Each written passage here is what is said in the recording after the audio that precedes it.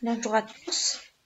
Ce cours s'inscrit dans le module didactique général destiné aux étudiants de la filière primaire.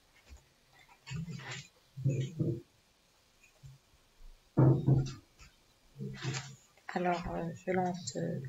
Voici quelques éléments bibliographiques pour commencer. Alors, il faut lire l'ouvrage incontournable de Yves Chevalard, La transposition didactique, des articles de Germain Claude, Renard Legendre, Saïd Tassra, et puis d'autres articles que vous pouvez trouver sur Internet si vous allez de bibliographie en bibliographie.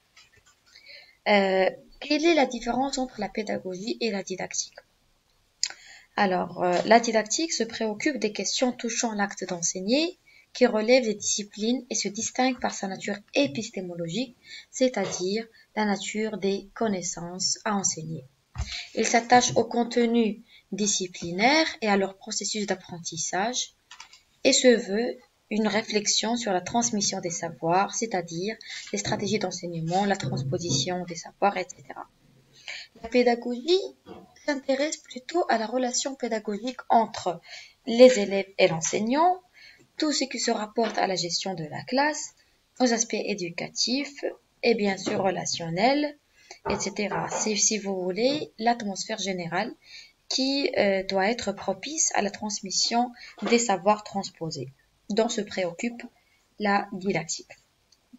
Et du coup, le pédagogue se différencie du didacticien parce que le pédagogue qui est un accompagnateur, comme le suggère l'origine étymologique de pédagogue, et il se préoccupe de la relation reliant l'enseignant à l'élève, les pratiques éducatives, les finalités éducatives, etc. Alors que le didacticien, il se situe dans un autre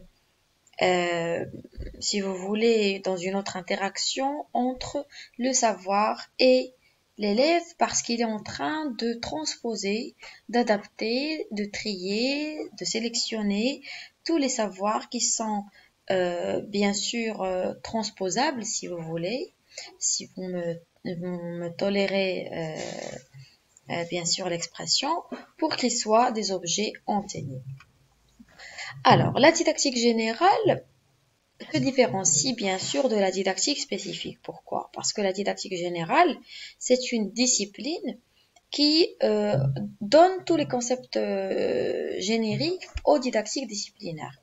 Elle s'occupe de l'enseignement-apprentissage d'un contenu qui n'est pas bien sûr déterminé, comme le souligne Claude Germain, pour qui la didactique générale et l'étude des interrelations entre l'enseignement et l'apprentissage d'un certain contenu. Bien sûr, cette interrelation-là se situe à 3 niveaux. D'abord, la gestion de l'apprentissage, et donc là, on est dans la relation entre élève et contenu. Un autre niveau qui réside dans l'étude de l'enseignement, relation entre élèves et l'enseignement, et un troisième niveau plus global qui est l'étude du curriculum, la relation entre l'enseignant et le contenu. Voilà. Quels sont les principes de la didactique générale?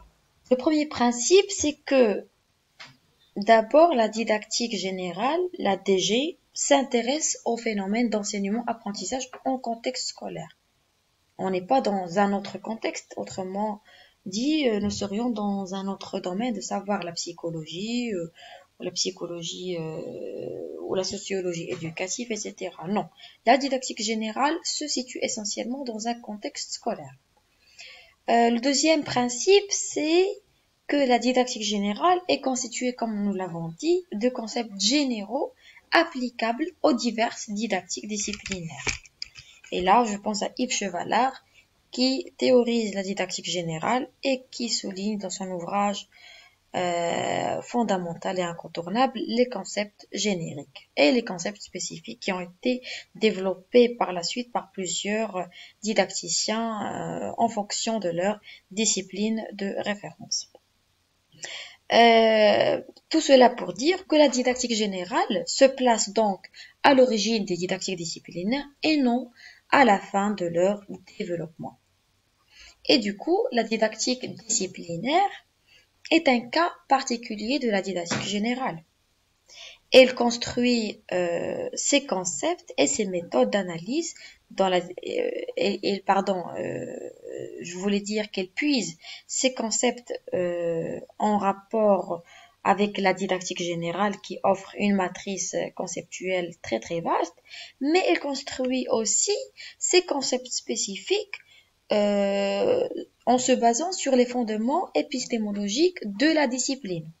Vous voyez, nous sommes dans deux niveaux. D'abord général parce qu'on puise des concepts dans un appareillage conceptuel très très très très vaste, et un deuxième niveau qui est plutôt disciplinaire, c'est-à-dire en rapport avec la discipline que l'enseignant ou le didacticien est en train d'enseigner et de transposer.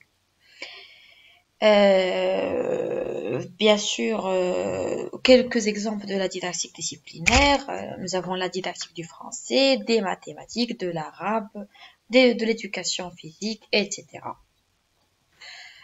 Parmi les concepts fondateurs de la didactique générale, nous avons le concept de la transposition didactique. Yves Chevalard, qui dit que la transposition consiste à passer d'un savoir savant à un savoir enseignant, et nous citons ce théoricien qui dit un contenu de savoir ayant été désigné comme savoir à enseigner subit un ensemble de transformations adaptatives qui vont le rendre apte à prendre place parmi les objets d'enseignement. Le travail qui, d'un objet de savoir à enseigner, fait un objet d'enseignement est appelé la transposition didactique. Et le savoir savant, bien sûr, c'est le point de départ de tout processus de transposition didactique. Là, vous avez cette figure qui schématise un peu ce que nous avons dit.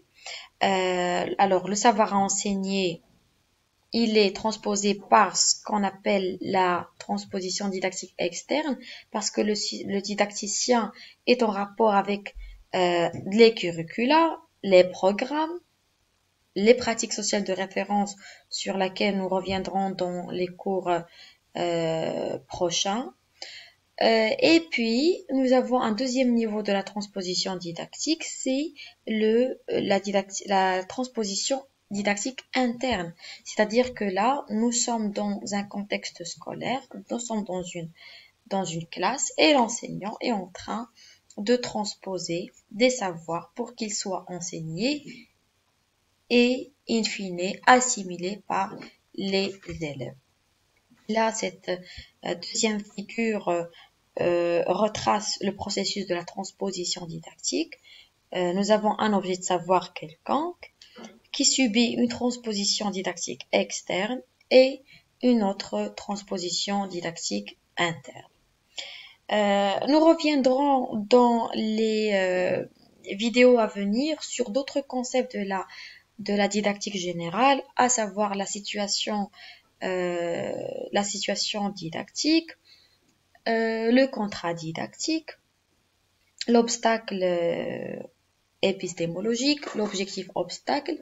Tous ces domaines, ces concepts-là seront étayés, expliqués pour voir dans un autre niveau l'opérationnalisation de chaque concept dans les didactiques disciplinaires, le français en l'occurrence. Et je vous remercie.